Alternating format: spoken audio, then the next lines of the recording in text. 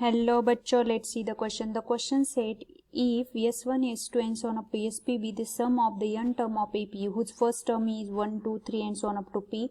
Common difference are 1, 3, 5 and so on up to 2P minus 1 respectively. Show that S1, S2 and so on up to SP is equals to NP upon 2 into NP plus 1. So इस question को solve करने के लिए first हमें कुछ की concept लगेंगी.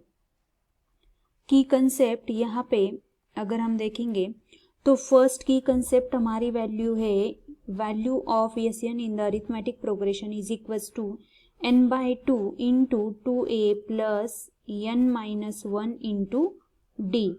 ये हमारी फर्स्ट की कंसेप्ट है. एंड सेकंड की कंसेप्ट है अगर हमारे पास कोई सीरीज की सम उसकी स्टैंडर्ड फॉर्म अगर है suppose 1 plus 2 plus 3 N plus 1 up to plus N की सम यहाँ पे ये क्या आ जाती है n into n plus 1 upon 2.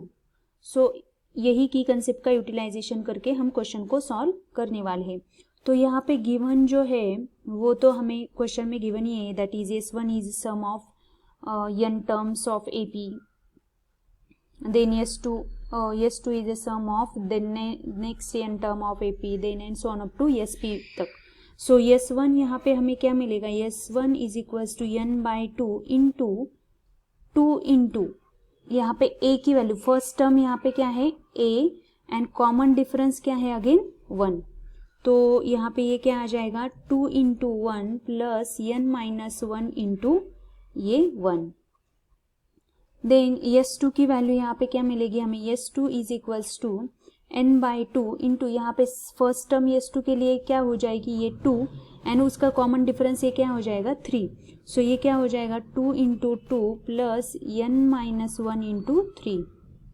Then S3 की value and so on up to SP यहाँ पे क्या एंड सॉन हमें SP की वैल्यू यहाँ पे क्या मिल जाएगी SP should be n by 2 into यहाँ पे P ये उसकी फर्स्ट टर्म है एंड 2P माइनस 1 ये उसका कॉमन डिफरेंस होगा.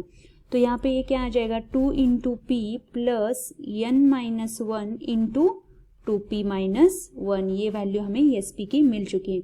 तो उन्होंने इन शॉर्ट यहाँ पे क्या पूछा है S1 plus S2. Now S1 plus S2 plus and so on up to plus SP की वैल्यू यहाँ पे क्या हो जाएगी विच इज इक्वल्स टू अभी अगर वैल्यू डाल देते तो ये क्या हो जाएगा n by 2 into 2 plus n minus 1 plus n by 2 into 2 into 2 plus n minus 1 into 3 and plus so on up to plus n by 2 into 2p plus n minus 1 into 2p minus 1.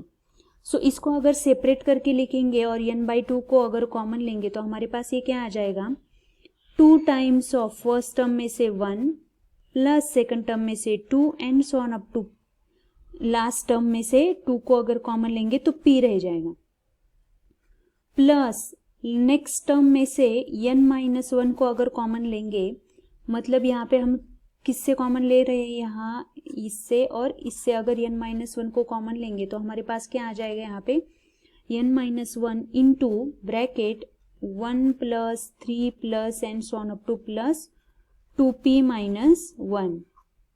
So with the help of की concept अगर हम कहेंगे second की concept तो हमारे पास ये क्या आ जाएगा n by 2 into 2 times of p into p plus 1 p into p plus 1 upon 2 आ जाएगा plus n minus 1 as it is. And next अगर अगेन सेम की कंसेप्ट का यूटिलाइजेशन करेंगे तो हमारे पास आ जाएगा p इंटू 2p माइनस 1 प्लस 1 अपॉन 2 ये आ जाएगा. सो हमारे पास डेफिनेटली यहाँ पे 2 कैंसिल हो जाएगा और which is equals to n by 2 into p plus 1 और यहाँ पे ये क्या हो जाएगा प्लस 1 माइनस 1 ये कैंसिल हो जाएगा और ये क्या हो जाएगा n माइनस और 2 भी कट हो जाएगा तो ये क्या हो जाएगा plus n minus 1 into p square.